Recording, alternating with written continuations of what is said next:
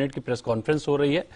केंद्रीय मंत्री अनुराग ठाकुर बोल रहे हैं, सुनते हैं क्या कुछ के लिए खरीफ की 14 फसलों की सब वैरायटी सहित 17 फसलों के न्यूनतम समर्थन मूल्य यानी कि एमएसपी का अनुमोदन किया गया है।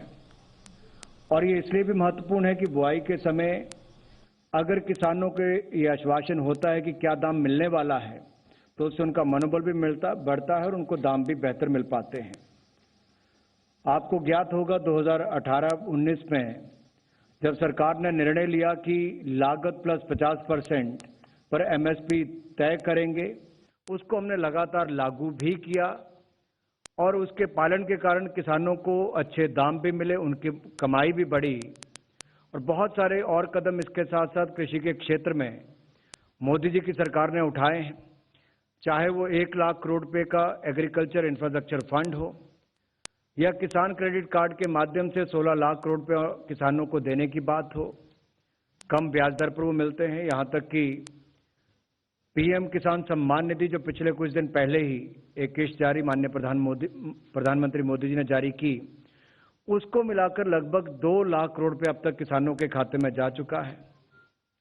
दुनिया भर में फर्टिलाइजर के दाम बढ़े, उसके बावजूद 2,10,000 करोड़ की सब्सिडी इस साल हम दे रहे हैं। पिछले साल 1 लाख करोड़ थी तो इस साल 2,10,000 करोड़ हो गई है, यानी कि दुगनी से ज्यादा सब्सिडी फर्टिलाइजर पर हुई। लेकिन किसानों पर हमने कोई बोझ नहीं पड़ने दिया है। माइक्रो इरिगेशन स्कीम्स को देश भर में लागू किया गया, पर ड्रॉप मोर क्रॉप की योजना को आगे बढ़ाते हुए नेचुरल फार्मिंग को लगातार बढ़ावा दिया जा रहा है। नैनो फर्टिलाइजर्स का उपयोग करने के लिए उसको भी लॉन्च किया गया है और 22 करोड़ किसानो65 को सॉइल हेल्थ कार्ड देने का काम भी मोदी जी की सरकार ने किया। छोटे किसानों की ताकत बढ़े तो 10,000 एफपीओस बने, 6,865 करोड़ रुपया इसके ऊपर लागत आएगी, यह भी बजट में प्रावधान किया गया। तो खाद्य तेलों की बात करें तो दलहन तिलहन की जहां एक और खरीद बढ़ाई है, वहीं पर नॉर्थ ईस्ट के क्षेत्रों में पाम ऑयल को बढ़ावा देने के लिए इसमें भी 11,000 करोड़ रुपए का अलग से प्रावधान किया गया। ये मैंने कुछ बिंदु आपके सामने बताए जो पिछले कुछ वर्षों में प्रधानमंत्री मोदी जी के नेतृत्व में इस सरकार ने किसान कल्याण के लिए और कृषि के क्षेत्र में उत्पादन को बढ़ाने के लिए कदम उठाए हैं। अगर आज की मैं बात करूं तो एमएसपी के जो दाम बढ़े हैं, इसमें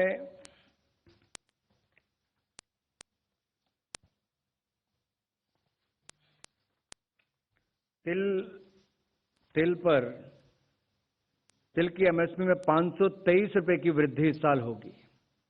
मूंग पे 480 प्रति क्विंटल इसकी वृद्धि है। सूरजमुखी बीज पर 385 रुपए प्रति क्विंटल और रामतिल पर 357। तो कपास मध्यम रेशा पर 354 रुपए, सोयाबीन पर जो सोयाबीन पीला पर 350 रुपए की वृद्धि होगी और तूर पर 300 रुपए की वृद्धि है।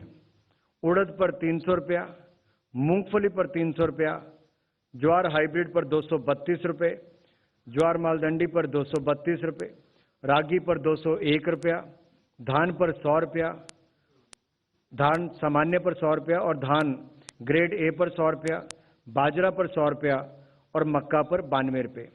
अगर आप इसको तुलना के रूप में देखेंगे तो 2014-15 से पहले मात्र गिनी चुनी खरीफ फसलों पर खरीद होती थी, शायद 1-2 के ऊपर।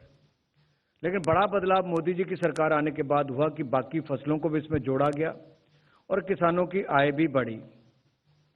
हालांकि कृषि के बजट में भी जो बढ़ोतरी हुई वो आप सबके सामने है कि कैसे उसमें हजारों करोड़ रुपए की वृद्धि हुई। आज से कुछ साल पहले 2013-14 में जहां मात्र 21,000 करोड़ रुपए इसका बजट होता था, वो बढ़कर 1,26,000 करोड़ रुपया हुआ है। ये अपने आप में दिखाता है कि कितना बड़ा बदलाव इसमें हुआ है। और अगर मैं इसको थोड़ा सा आपको विस्तार में और बताऊं, ये जब हम 1.5 गुना की बात करते हैं, मैं उस पर भी आऊंगा, लेकिन उत्पादन लागत में परसेंटेज वाइज अगर मैं आपको बताऊं तो तिल में 50%, मूंग पर 50%, सूरजमुखी बीज पर 56%, रामतिल पर 50%, कपास मध्यम रेशा पर 50%, सोयाबीन पर 53%, तूर पर 60%, उड़द पर 59%, मूंगफली पर 51%, ज्वार हाइब्रिड पर 50% और रागी पर 50%, धान पर 50%, बाजरा पर 85% और मक्का पर 50%। तो 50% से ऊपर ही सारे हैं। लेकिन कुल मिलाकर अगर देखा जाए तो 8 फसलों में तो कम से कम 1.5 गुना है ही। जो बाकी 6 फसलें हैं उनमें जैसे बाजरा पर 1.85 टाइम्स है, 1.85 गुना है, तूर पर 1.6 गुना है, उड़द पर 1.6 गुना है, सनफ्लावर पर 1.56 गुना है, सोयाबीन पर 1.53 गुना है। तो कुल मिलाकर इस पे लगातार इसको बढ़ावा देने का काम किया, किसानों की आय भी बढ़ी और